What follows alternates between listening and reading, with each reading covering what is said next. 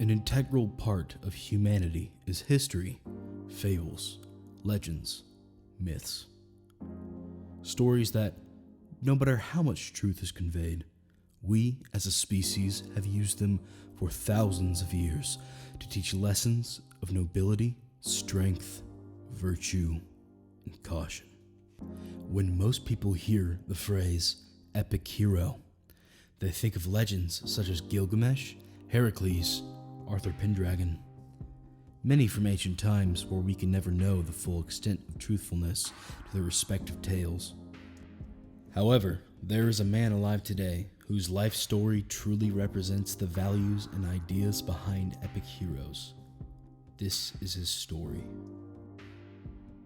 Volodymyr Zelenskyy was born on January 25th, 1978 in Kryvyi Rih, a city in the former Soviet Union, to parents Alexander Zelenskyy, a computer science professor, and Rima Zelenska, an engineer.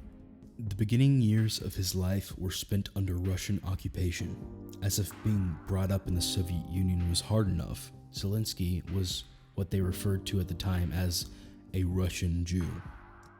The Jewish population of Eastern Europe in the 20th century had dealt with famine, the Holocaust, invasion, and forced relocation, among many other horrific tragedies.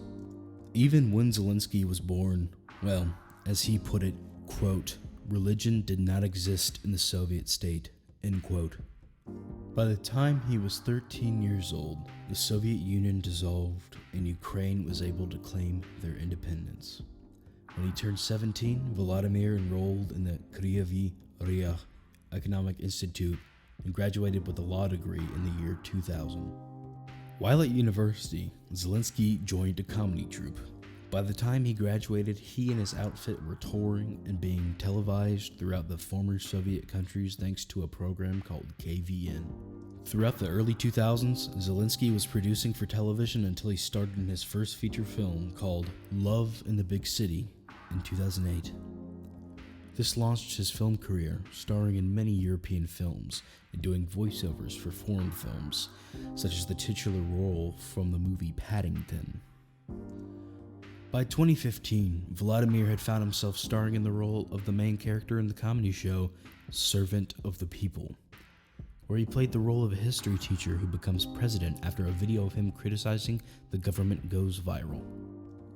The show, chock full of political satire, jabbing at not only the issues in Ukraine, but also even at Russia. It was extremely popular and was picked up for 2 more seasons. Until, in 2018, Zelenskyy's production company registered Servant of the People as a new political party in Ukraine. Although he claimed he had no intention of entering politics during that time, he was already polling extremely high for the presidential election. When he finally announced his candidacy for the presidency, he kept his campaigning to bare minimum in the traditional media. Instead, he used his experience of being in the film industry and comedy skills to his advantage, and combining that with his social media, reached out to potential voters. Like his counterpart on his TV show, Zelenskyy was very critical of the government at the time and accused the oligarchy of corruption. His message of cleaning up the government seemed to have resonated with the people of Ukraine because on the 20th of May 2019, he was inaugurated as the president.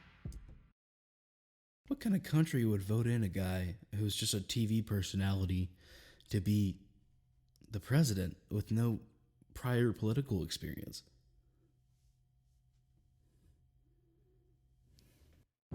Two years into his presidency, Zelenskyy did his part in trying to clean up the Ukrainian government and foster foreign relations. However, there was a looming threat. In December 2021, Volodymyr Zelenskyy cracks down on pro-Russian Ukrainian oligarchs, which, in turn, Vladimir Putin begins releasing propaganda to his nation claiming Ukraine and Russia are the same people, meanwhile stationing tens of thousands of troops against the Ukrainian border. On February 24, 2022, Russia launched a full-scale invasion on eastern Ukraine.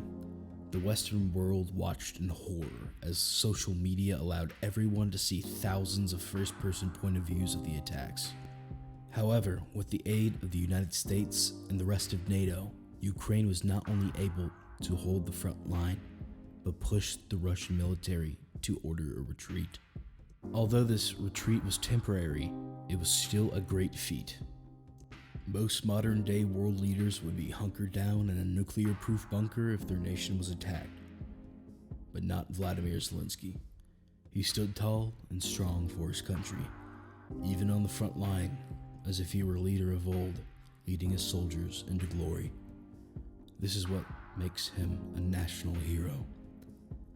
A boy born under oppression becomes a man with talents, and instead of using his talents for his own personal gain, uses it for the good of his people, to lead them against adversaries and fight tooth and nail like any other from his land.